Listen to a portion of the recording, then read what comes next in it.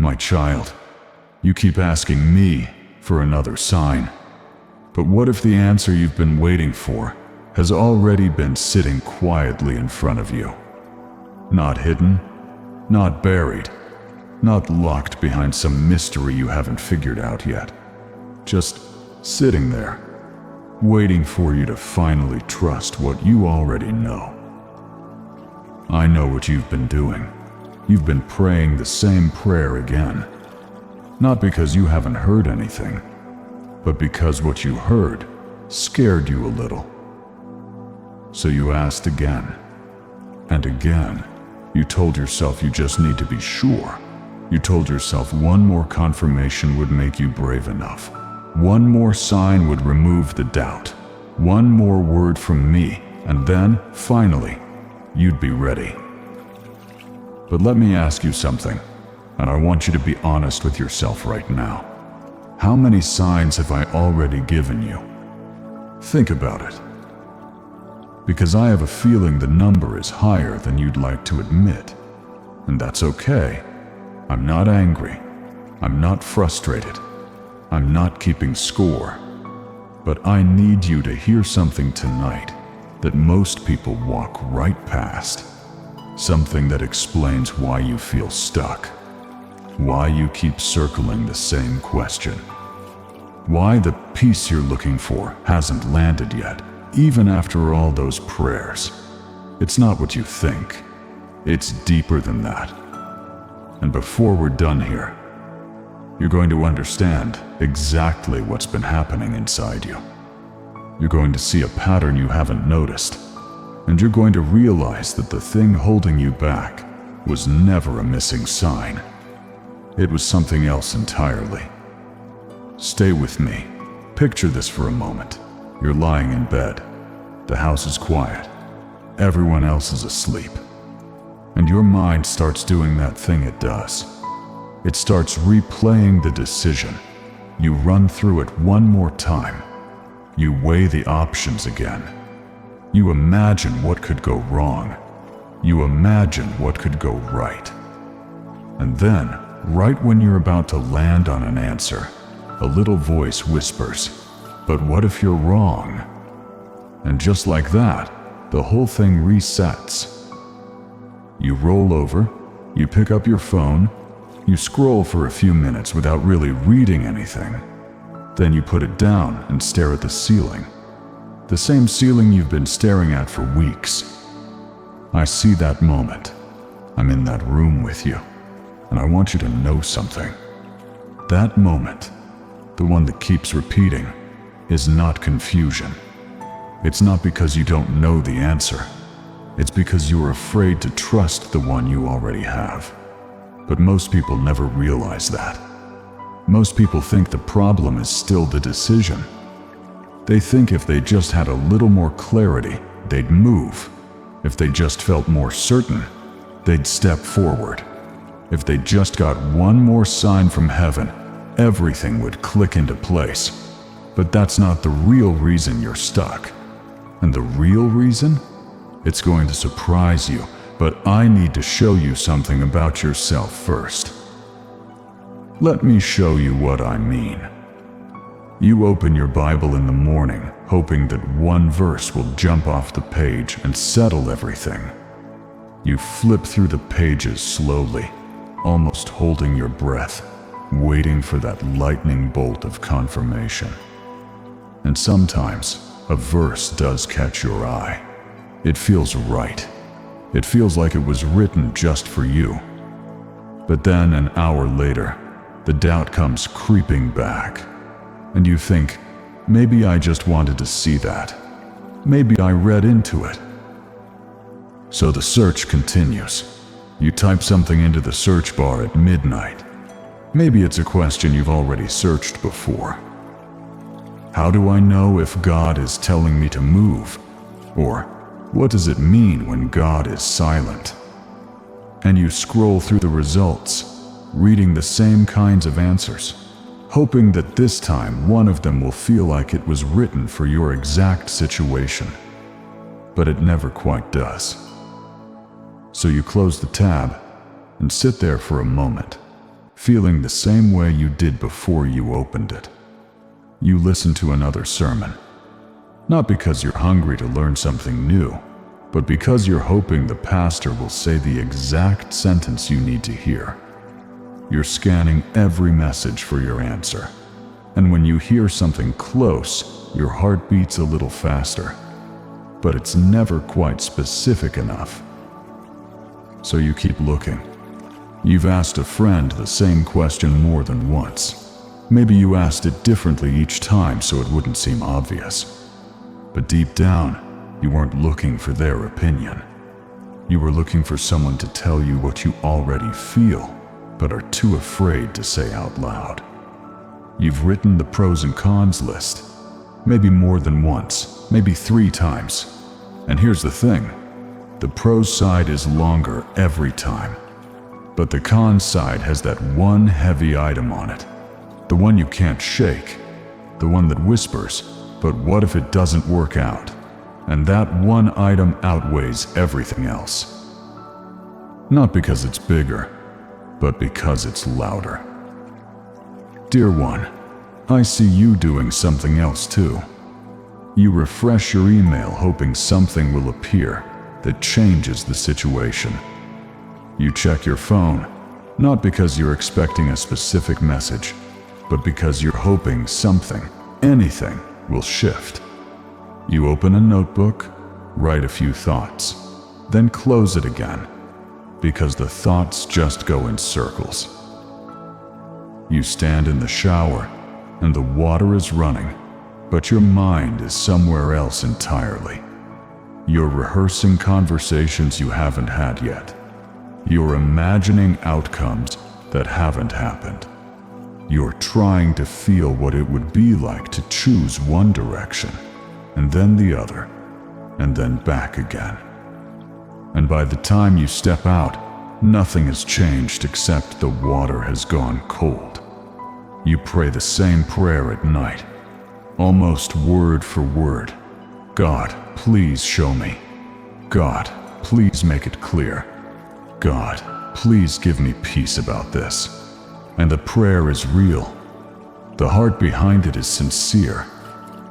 But can I tell you something gently? You're not really asking me to show you. You're asking me to remove the risk. And beloved, that's something I rarely do. Not because I'm cruel, but because that's not how faith works. If you've been asking God for another sign, I want you to pause right now and write in the comments, I'm listening. Just those 2 words. Let me know you're here.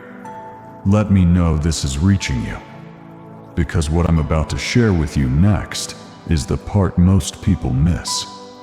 You've started something and stopped. Maybe more than once. You felt that pull in your spirit, that quiet nudge that said, this is the direction. So you took one small step, and it felt right. For a moment, you felt brave. But then you looked around, and nobody else seemed to understand what you were doing. Or the first obstacle appeared, or the excitement faded, and uncertainty flooded back in. So you stopped. You told yourself you were being wise. You told yourself you were waiting on God's timing. But deep down, you know there was another word for it. And I'm not saying that to shame you. I'm saying it because I want to free you from it. You've sat in your car in the parking lot before going inside somewhere, just sitting there with the engine off, needing one more minute before you face whatever is waiting. Not because you can't handle it, but because the weight of not knowing is sitting right there in the passenger seat next to you. And some days it feels heavier than others. You've laid awake next to someone who was already sleeping and wished you could explain what was going on inside your head. But you didn't say anything because you didn't know how to put it into words. So you just laid there, carrying it alone, watching the shadows on the wall, and wondering if this heaviness will ever lift.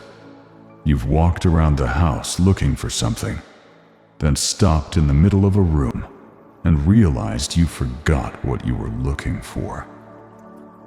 But the truth is, you weren't really looking for anything.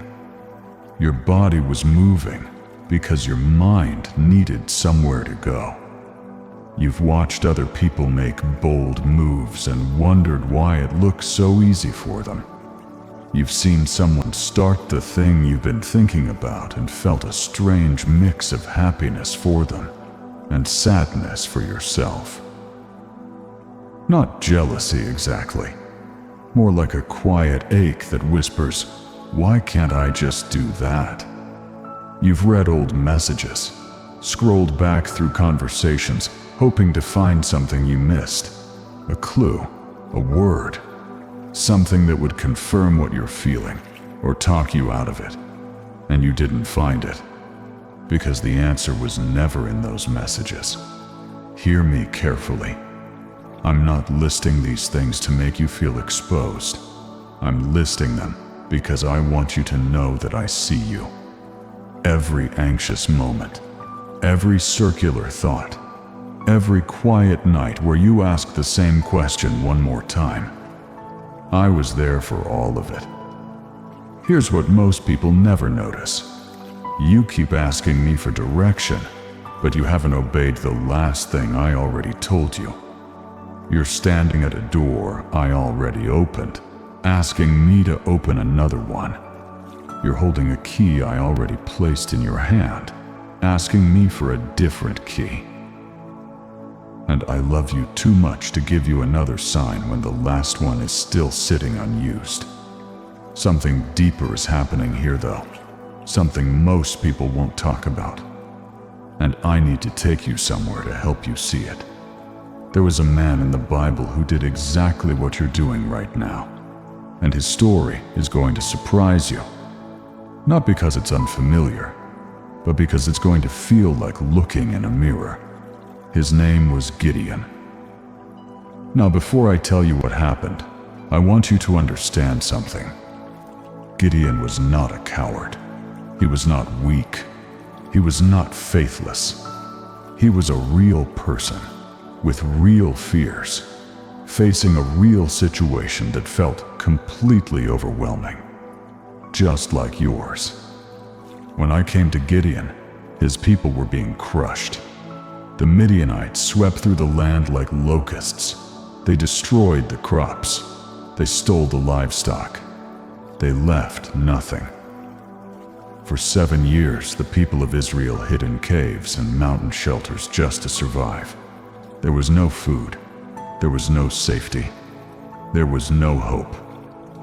And Gideon was hiding too. Not because he didn't believe in me, but because the situation felt too big and he felt too small.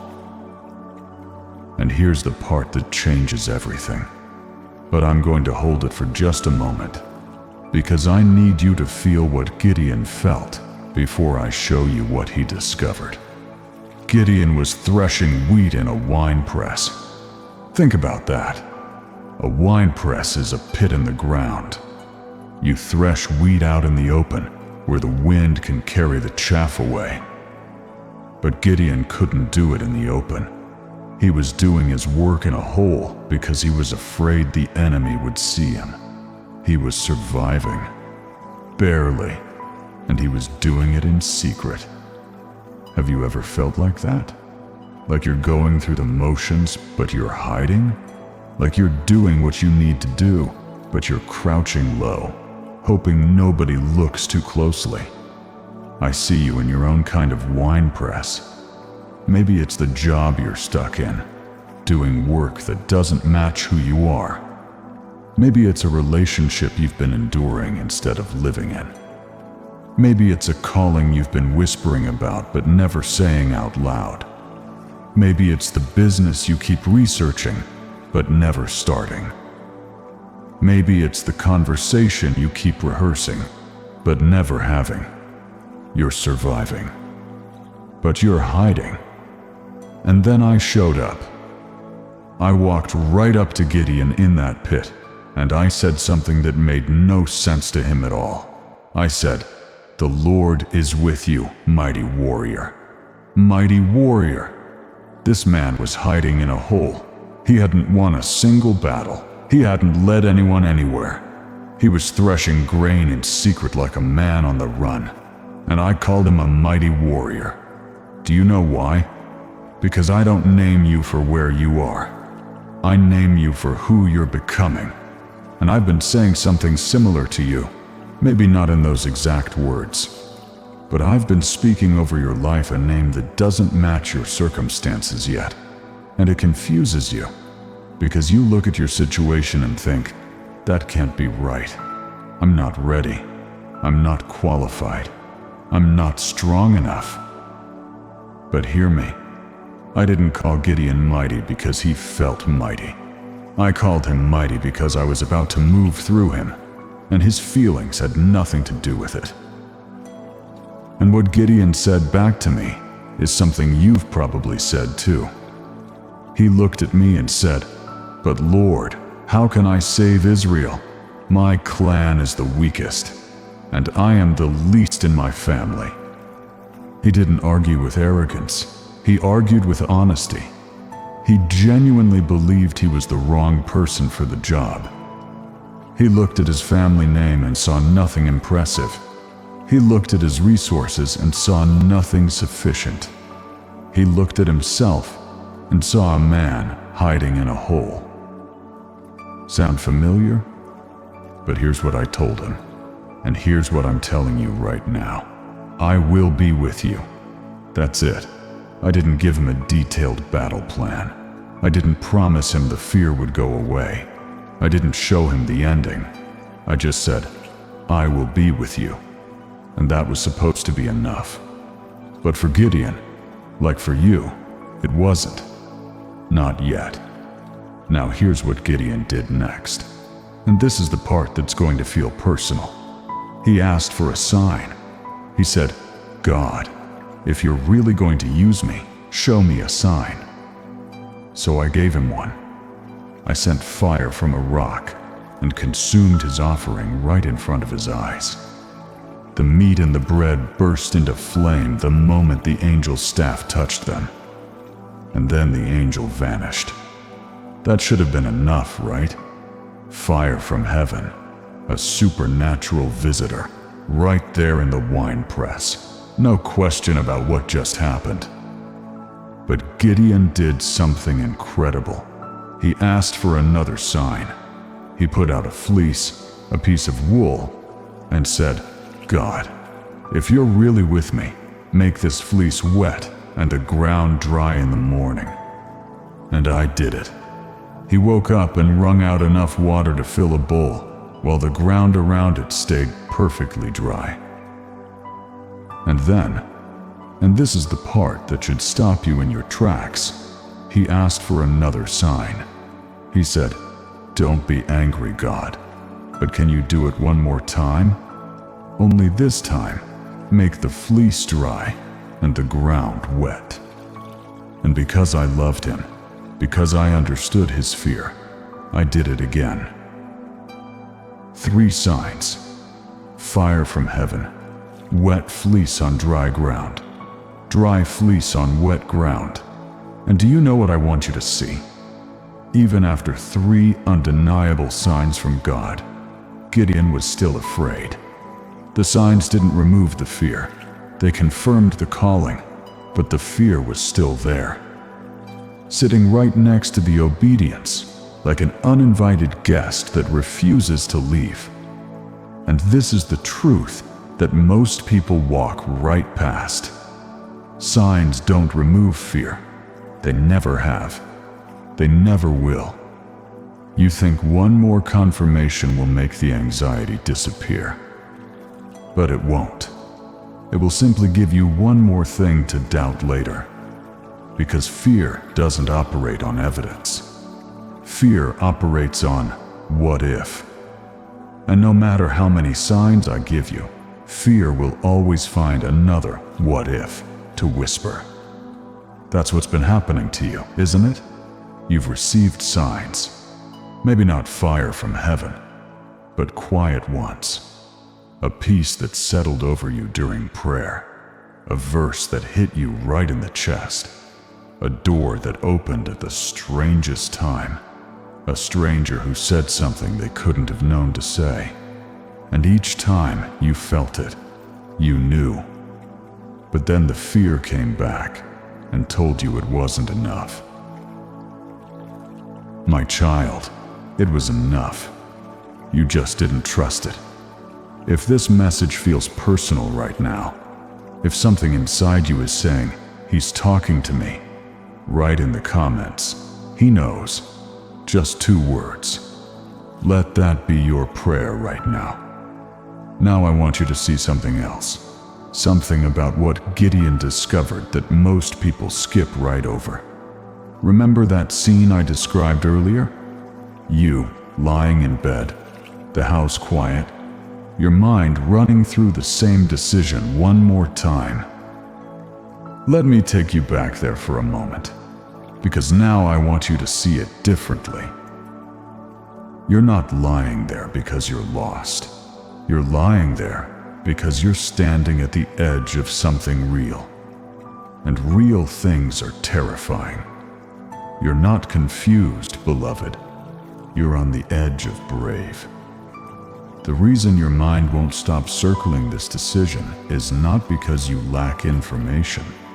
It's because you have enough information to know that this will change your life. And change, even good change, feels like falling before it feels like flying. Gideon learned that. After all the signs, after all the confirmations, do you know what finally moved him? It wasn't a 4th sign. It wasn't another fleece. It wasn't some dramatic moment of supernatural courage pouring into his body. It was a quiet decision in the middle of the night to get up and do what I already told him to do. He got up in the dark when no one was watching, when the fear was still there, and he obeyed. And then I did something that made no human sense. I shrunk his army down to almost nothing. From 32,000 soldiers to just 300. I sent home 99 out of every 100 men. Because I wanted Gideon to know, and I want you to know, that when I move, I don't need your perfect conditions. I don't need your backup plan. I don't need everything to line up first. I don't need you to have it all figured out. I just need you to show up. And when Gideon finally showed up with those 300 men, with nothing but torches hidden inside clay jars and trumpets in their hands, the enemy scattered. Thousands upon thousands of soldiers ran in confusion and turned on each other. Not because of Gideon's strategy, not because of his confidence, not because of his military training, because he had none, but because I was already in the battle before he arrived. That's what you don't see yet. I'm already in the thing you're afraid of. I'm already on the other side of the decision you've been delaying. I've already prepared what comes next. You just can't see it from where you're standing because you're still in the wine press. You're still crouching. You're still waiting for one more sign before you climb out. But the sign was given, more than once, and deep down, you know that. Now let me speak to something specific, something I haven't said yet, but something that needs to be said. The reason you keep asking for another sign is not because you need more information. It's because taking the step means you can no longer hide. As long as you're still deciding, you're safe. Nobody can criticize a decision you haven't made. Nobody can watch you fail at something you haven't started. As long as you're waiting, you're protected. But you're also stuck. And stuck is its own kind of suffering. A quiet kind that nobody sees. Let me speak to the specific thing you're carrying. Right now, pause and think of the one decision that came to mind the moment you started listening tonight. You know the one. It's the thing that's been sitting in the back of your mind for weeks, maybe months, maybe longer. Now, if you're honest, haven't I already spoken to you about it? Maybe not in a loud, dramatic way.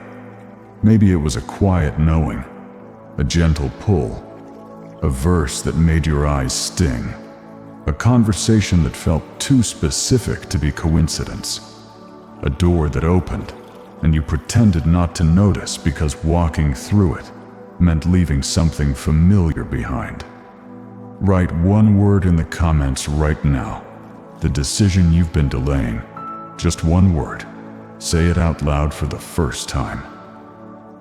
Not for me, I already know, but for you, because naming it takes away some of its power. Here's what I need you to understand, and I need you to really let this land. The feeling you're waiting for, that feeling of total certainty, that feeling where all the doubt is gone, and you just know with every part of you, that feeling doesn't come before the step. It comes after it. I know that sounds backward. I know you've been waiting to feel ready. But readiness is not a feeling. It's a decision. You don't feel brave and then act. You act and then discover the bravery was there all along, buried underneath the fear, waiting to be uncovered by obedience.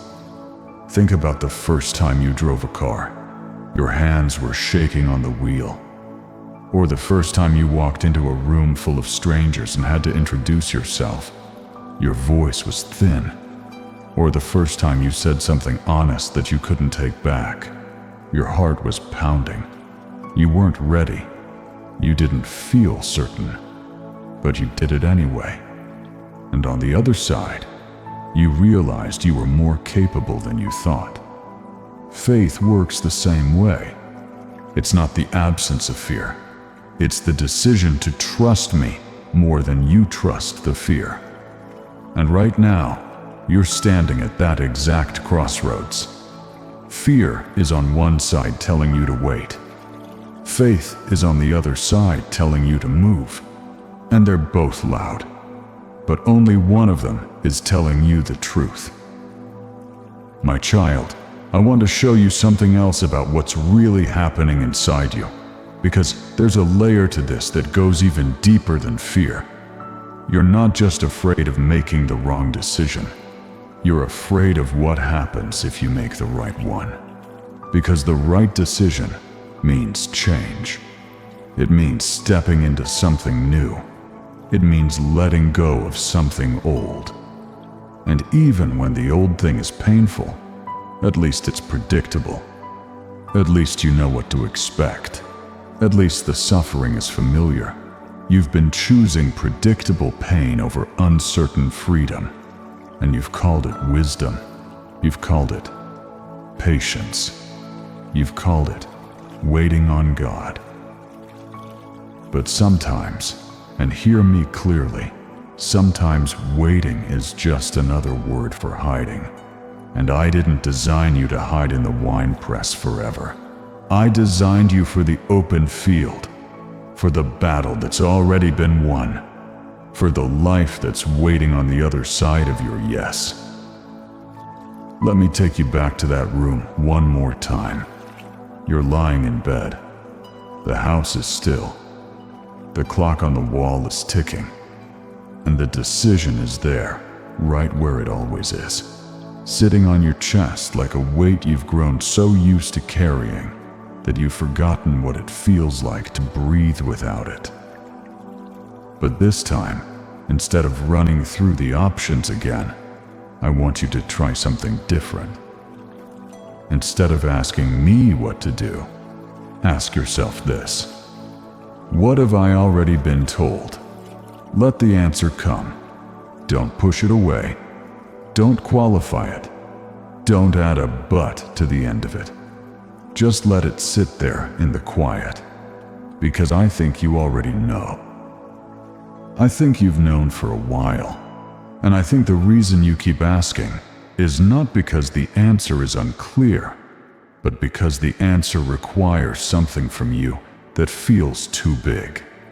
But beloved, I wouldn't ask you to carry something I haven't already given you the strength for. I didn't lead the Israelites to the Red Sea to drown them. I didn't send Gideon into battle to watch him fall. And I'm not leading you to this moment to let you fail. I lead you to the edge so you can discover that I'm the ground beneath your feet, even when you can't see it. I don't lead you to a river and leave you there. I lead you through it. But I can't lead you through if you won't step into the water. There's a beautiful thing that happens when you finally stop asking for another sign and simply obey the last one. Peace comes. Not the kind of peace that means everything is perfect. Not the kind that means every question is answered. But the kind of peace that means you're finally aligned. You're moving in the right direction. And even though you can't see the whole path, you know the next step. And the next step is enough. That's all I've ever asked of you. Not the whole journey, just the next step. You don't need to see 5 years ahead. You don't need to know how it all works out. You don't need everyone to understand. You don't need a burning bush in your living room. You don't need the fear to disappear. You just need to do the next right thing. And you already know what that is. If something is rising up in your spirit right now, if you feel something shifting, write in the comments, "I'm ready."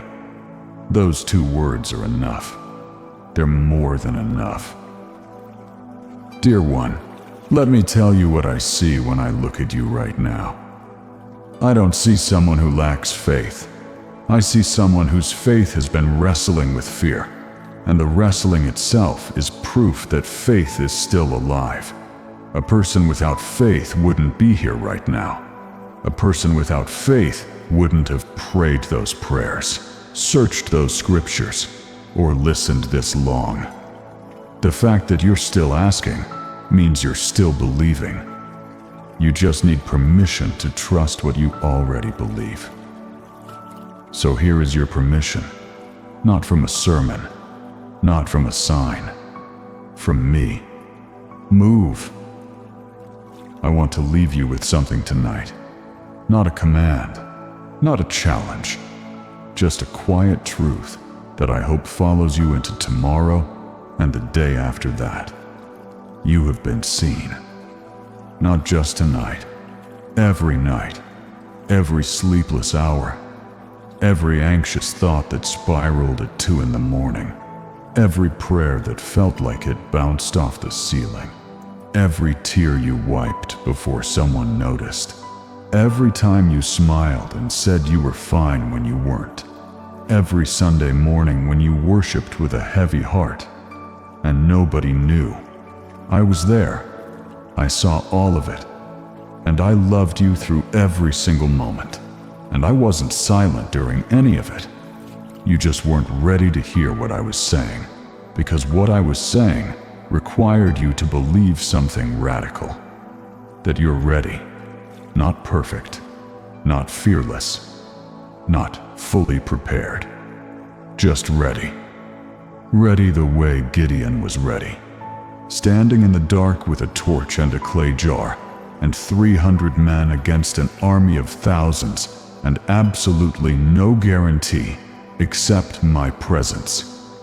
That was enough for him. And it's enough for you. I promise you, it's enough. You know what happened after Gideon finally obeyed? After the battle was over? After the enemy had scattered?